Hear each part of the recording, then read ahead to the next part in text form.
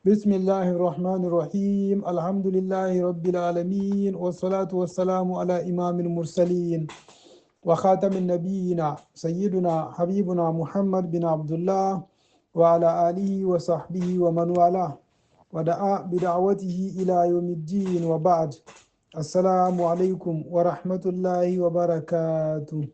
Notre hadith de ce jour a été rapporté par Abu Huraira et donc voici le contenu du hadith. عن أبي هريرة رضي الله عنه قال قال رسول الله صلى الله عليه وسلم من يريد الله به خيرا يصيب منه رواه البخاري. Notre hadith du jour a été rapporté par les grands compagnons du prophète sallallahu alayhi wa sallam, Abu Huraira, dont son vrai nom est Abdurrahman bin Sakhr al-Dawsi, qu'Allah subhanahu wa ta'ala l'agrée, ainsi que tous les autres compagnons du prophète sallallahu alayhi wa sallam. En disant ceci, le prophète sallallahu alayhi wa sallam a dit Man yuridullahu bihi khayra yusib minhu. C'est lui à qui Allah subhanahu wa ta'ala veut du bien, il l'éprouve. Telle est une brève traduction de ces hadiths, qu'Allah subhanahu wa ta'ala nous fasse comprendre de plus. Explication et contexte du hadith. Ces hadiths signifient que les épreuves que traverse une personne ne sont pas nécessairement un signe de malheur ou de rejet divin. Au contraire, lorsqu'Allah subhanahu wa ta'ala veut du bien à un serviteur, il peut lui envoyer des difficultés afin de purifier ses péchés, renforcer sa foi et élever son rang spirituel. Les épreuves permettent aussi de tester la patience, la sincérité et la confiance en Allah subhanahu wa ta'ala. Elle rappelle aux croyants sa dépendance envers son Seigneur et l'encourage à se rapprocher de lui par l'invocation et la persévérance. Ainsi, une difficulté bien vécue peut devenir une source de récompense et de miséricorde.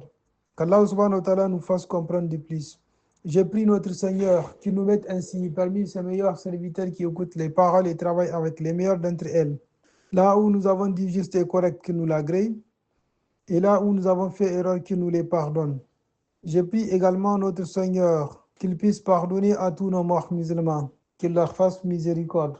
Et nous qui sommes encore en vie, qu'il nous fasse vivre une vie pieuse, qu'il nous fasse mourir en pleine foi, qu'il ne nous tienne pas rigueur, et que la mort nous soit un repos total.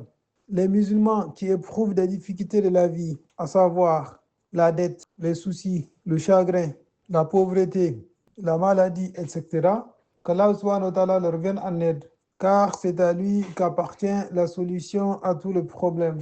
Je prie enfin notre Seigneur, le très haut, le très miséricordieux, de nous faire demeurer sur la sunna de notre très cher prophète sallallahu alayhi wa sallam, qui nous préserve de l'hérésie, c'est-à-dire la bid'a, qui nous conforme davantage à ce qu'il aime et agrée, qu'il pardonne tous nos péchés, qu'il nous engloutisse dans sa miséricorde infinie, ici-bas et dans l'au-delà, dans la facilité. Subhanakallahumma wa bihamdika ashhadu an la ilaha illa anta astaghfiruka wa atubu ilayka. Assalamu alaikum wa rahmatullahi wa barakatuh.